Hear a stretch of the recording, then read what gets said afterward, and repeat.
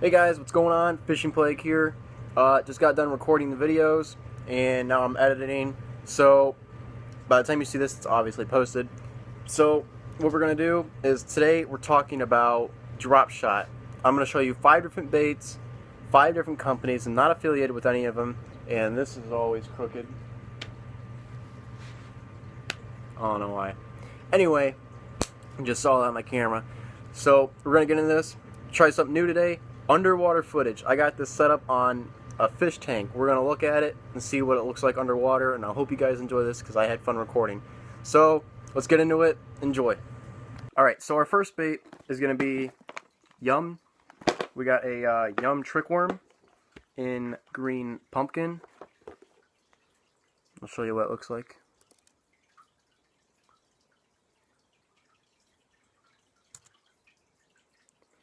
These are scented, so they're really oily. These are just like the other bait I'm going to show you, the last bait I'm going to show you. But can't wait to catch bass on this. I got good thoughts about them, so.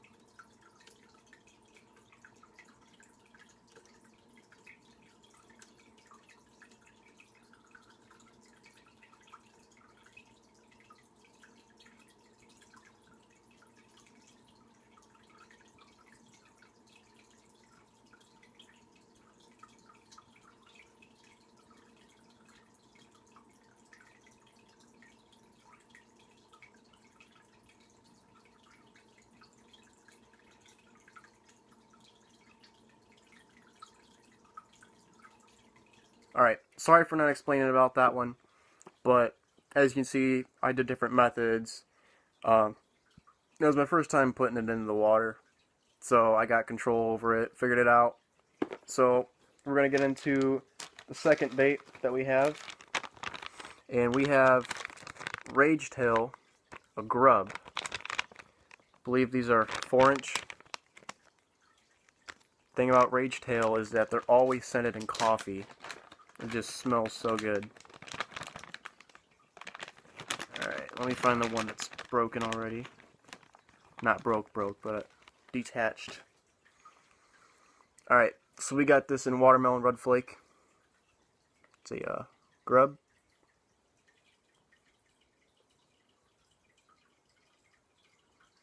And the thing about its tail is it's got these edges on the side.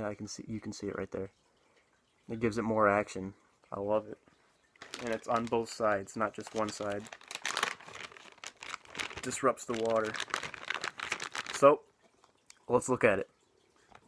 When you're drop shotting a grub, the best way to effectively get the most action out of it, and sorry for my rod power, it's a medium heavy, not really a good spinning rod.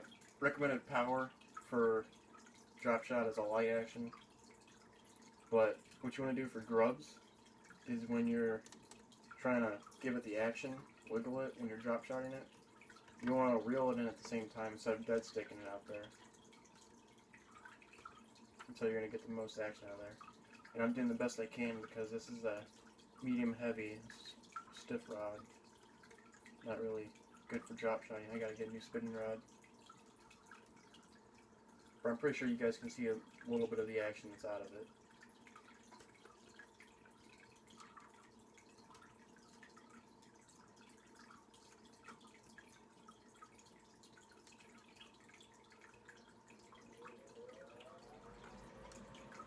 And I'm pretty sure if you dead stick it like this, Just let it sit there. Let it sink. And just lift up. It's another good way to look at it.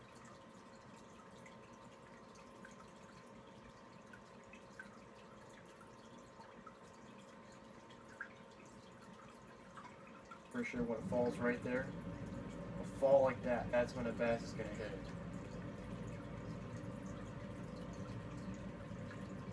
Look at that. That's just falling on its own.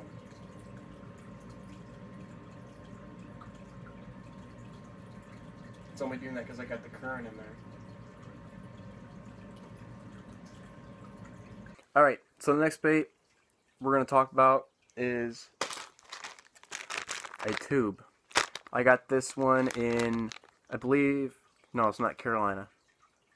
Green pumpkin orange flake. Let's go with that, because I don't really know this one. Yeah, that's what it says. I can't read. This is Vicious Fishing, a tubby tube. These are salted. The thing I like about this is the skirt is not sticky, so they don't stick to each other.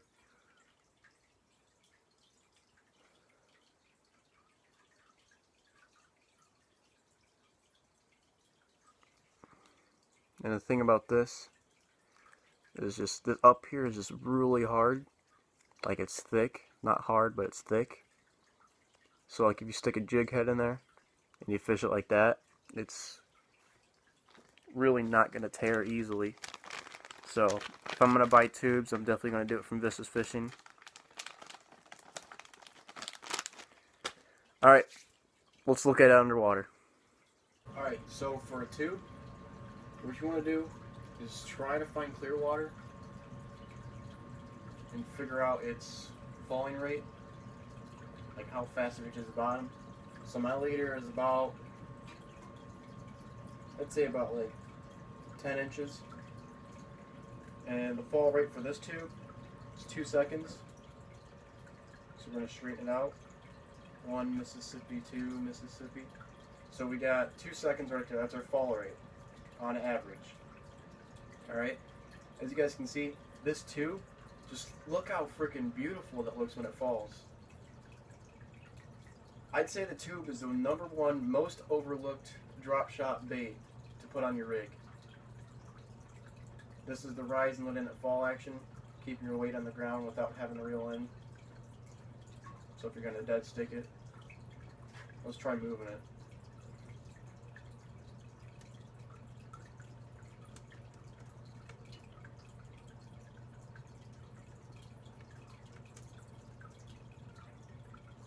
Look at the flail of those tail. Just the skirt on it.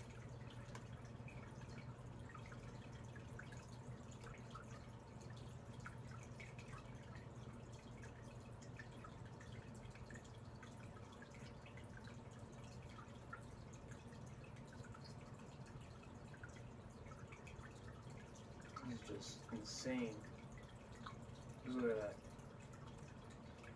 If you're fishing from a boat, this could be a little bit hard, but if you're fishing from shoreline, let the weight sit out there, hold your rod in front of you, and just jerk it left and right. Don't jerk it towards you, just jerk it left and right.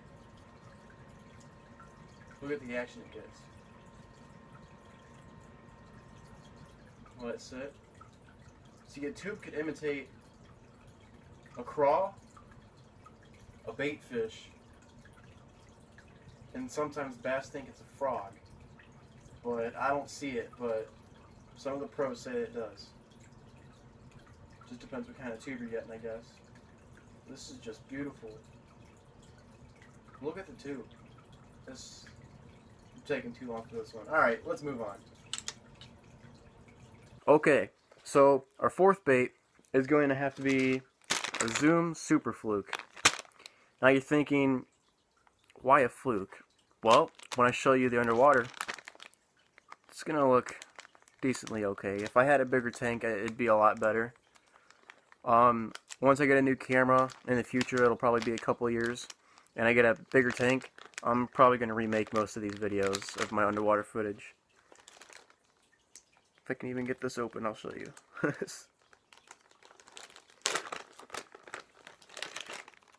I don't know if you guys saw, but this purple in here. The Zoom Super Flukes don't come scented, so I put Yum Scent in there. This is a smoke and shed color.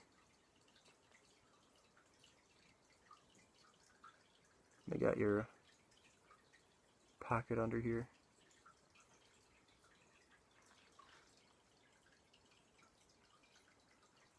Not really much of a design on here, just the body shape. And this is a vertical tail, goes up and down. They have some flukes where they go side to side, so this is a vertical fluke.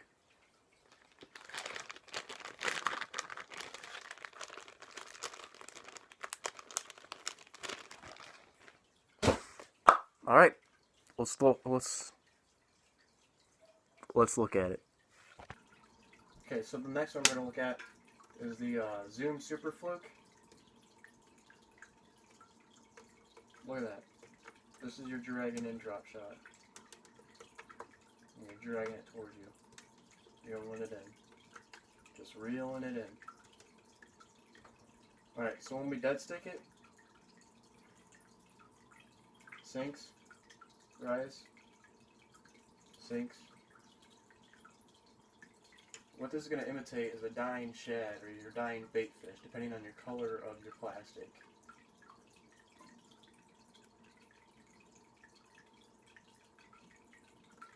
Now they have some flukes where the tails are meant to float,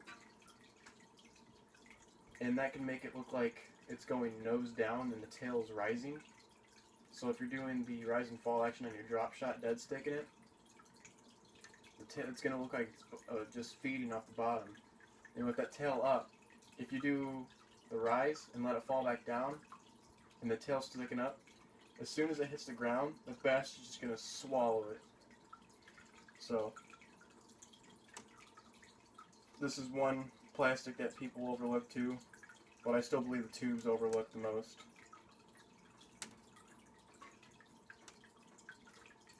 Sometimes you see it go upside down, and that can be good. Don't think of it the bad way, but it's just going to imitate a dying shad, or it's struggling to swim away because it's got injured. So when the bass see that, they're just going to instantly hit it. So you don't want to twitch it erratically. The only time you want to do that is in dirty water, so they can see like the flakes out of it. In clear water, you just want to keep it natural. I mean, yeah, keep it natural in dirty water, but just, I wouldn't worry too much about the action. Just do a soft little twitch and wiggle it. Alright, let's move on. Alright, so for our last bait, this is the one I always go to. It's my go-to drop shot bait. Dirty or clear water. I always go to it, okay? I've caught all my bass on this. On drop shots, of course. It is a Berkeley Gulp, a Nightcrawler in natural, 6 inches. These are originally meant for shaky heads. You can obviously tell because of the tail. It's a shaky head worm. But I changed the aspect of it, and I got it for drop shot. You can Texas rig them, Carolina rig them. It's most popular on Carolina rig because you drag it across rocks on the bottom. But we are going to do it on a drop shot. So, this is the last one. Let's look at it. Alright, this one I really love. Doesn't look too fancy. It's got skin color on the worm. This worm is normally meant for shaky heads or Texas rigging or Carolina rigging, dragging across rocks, but I kind of changed the aspect of what this worm is meant for. This worm's scented, so letting it sit there, bass are just going to smell it. They're going to want to hit it. It's a great natural color. Looks like any normal worm in dirty or natural clean water. Bass are just going to want to swallow this one. This one you can just do whatever, like you can let it sink, rise up, sink, rise up. the head floats on it, so it looks weird. This one's different.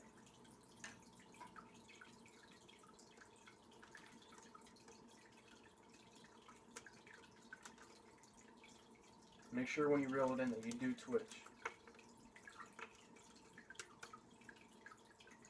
Sometimes you can change up your retrieve, reel it in, twitch, let it sink, reel it in, twitch. You want to try to keep your weight closest to the bottom or on the bottom the whole time as much as possible, because if they see that weight following that worm, they're going to know it's not normal. You're going to spook the fish and you're not going to get a bass. And you also want to watch your size of your weight too. I usually go with the standard 1/4 ounce. I'm trying to get 7/16. That's the one I want to start using. So, alright. Alright guys, I hope you liked this video. This is a shout out idea from a follower on Instagram. I'll leave his name on the description of the video. Make sure to check it out. I always leave info on there. I hope you guys enjoyed this. This is my first time doing underwater footage. Let me know what you guys want to see in there next. I can't do crankbaits. I could probably do jerkbaits. It's not that big. It's 1 foot 6 inches tall. It's about 3 feet wide. So let me know what you guys think of the video. I really enjoyed doing it. I thought it was pretty fun. So leave a like, comment. I will always hear comments. I'll reply to it as soon as I can. I'll probably be right away or within an hour. If I don't comment back or reply, I will leave a like to let you know that I've seen your comment so you guys don't feel left out. And also, be sure to subscribe if you like this, because this is just a really fun video that I had a good time with.